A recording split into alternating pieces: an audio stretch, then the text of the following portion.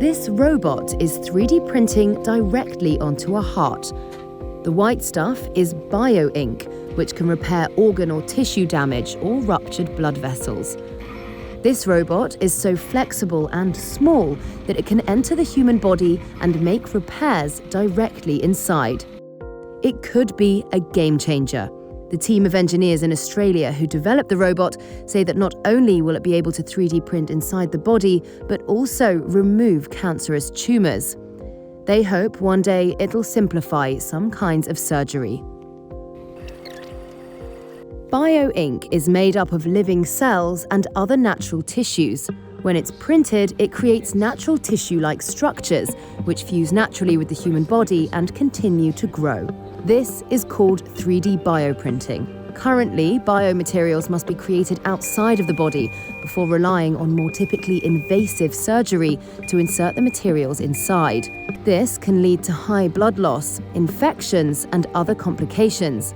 Team leader Tan No Do says the new device, named F3DB, will eliminate those risks. Currently, no commercially available technology can perform direct 3D printing inside the human body. Some technology have been proposed to check the handheld device, but they only limited at the skin surface only, and so they make from the rigid materials, and therefore they don't have enough flexibility to insert inside the human body and perform the 3D printing.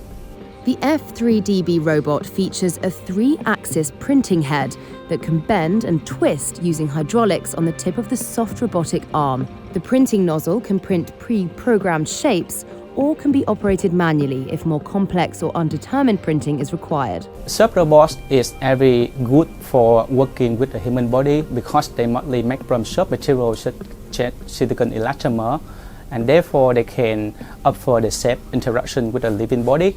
Second thing, that soft robot they can offer high flexibility and adaptability. It means they can reach to any area inside the human body. Pending further clinical trials, Do believes the device is on track for commercialization in the next 5 to 7 years.